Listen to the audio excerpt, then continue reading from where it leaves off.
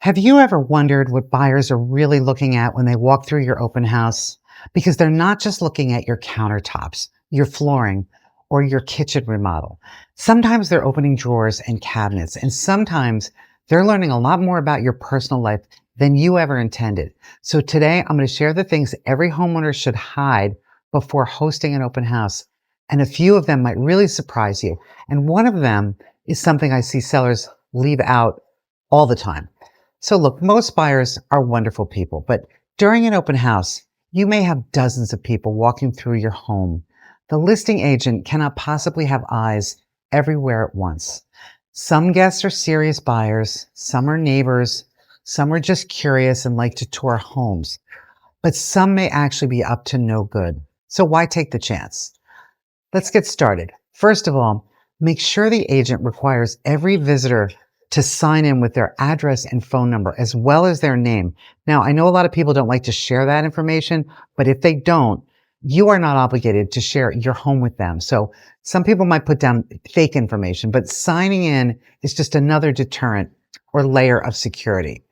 So number one item, if you have children, there are a few things to think about here. Don't leave out anything that reveals personal information about your kids, like a backpack with a name tag on it, school records or report cards, or especially schedules showing where your kids are during the week.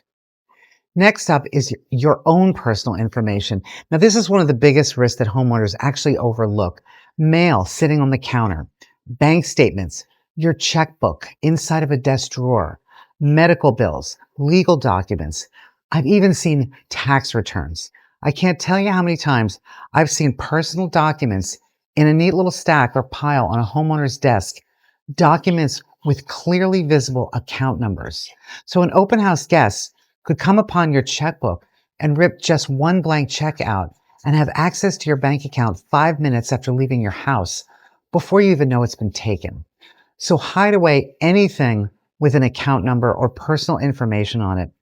Identity theft is obviously a major concern these days, and open houses create a situation where strangers are walking through every room in your home, and you don't want them leaving with more than just a brochure.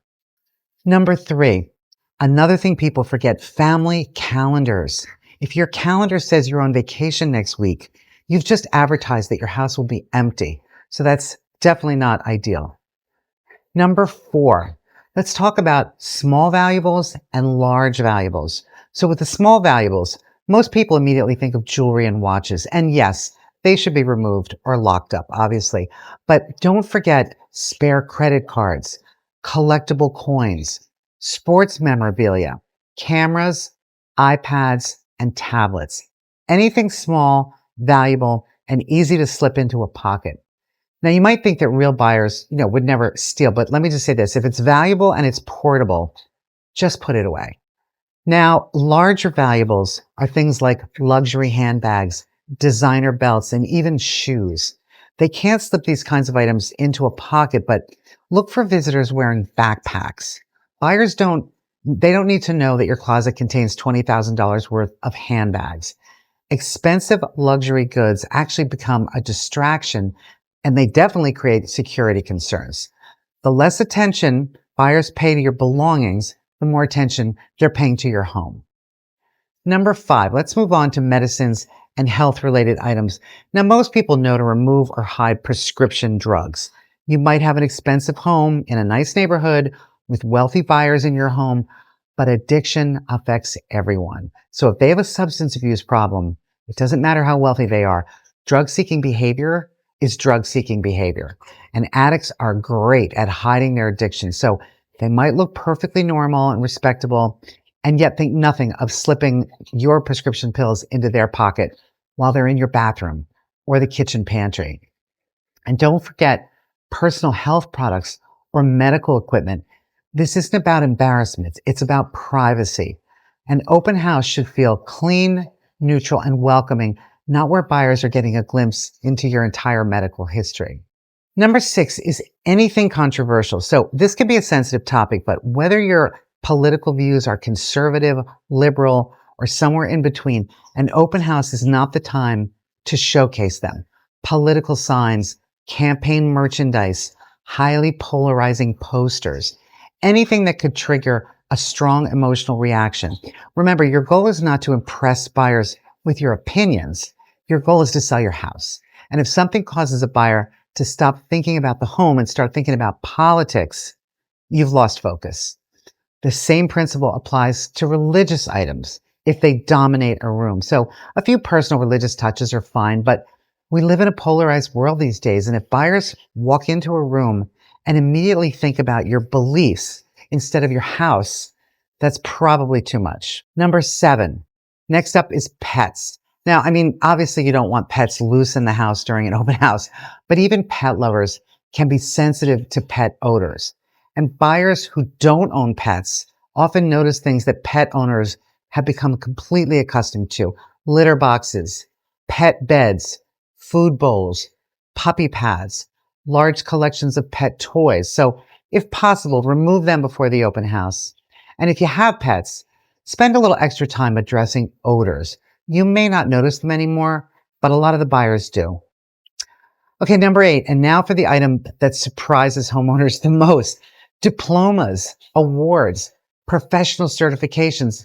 Now, I know what you're thinking. What's wrong with a diploma? Nothing. They're accomplishments, and you should be proud of them.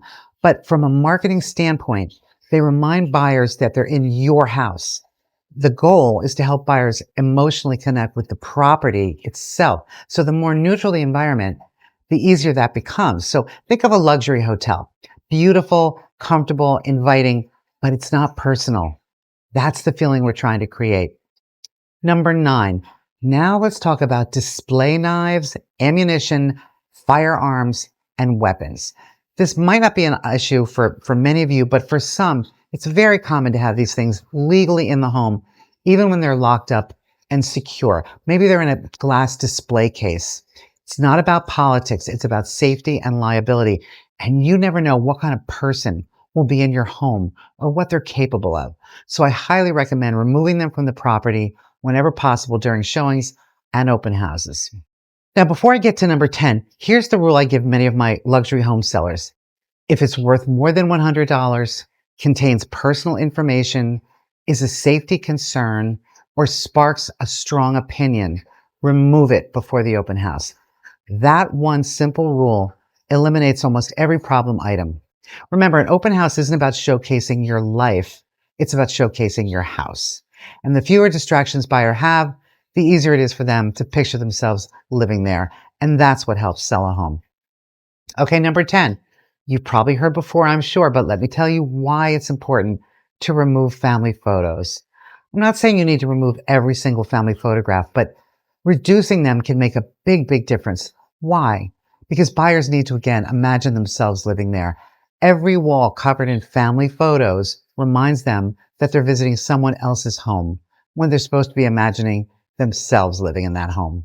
A more neutral presentation helps them mentally move in.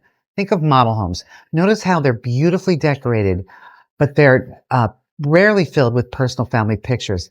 And there is a reason for that. So if you've ever attended an open house and seen something that made you do a double take, please tell me about it. I'd love to hear about it. Please do subscribe, and I will see you next time.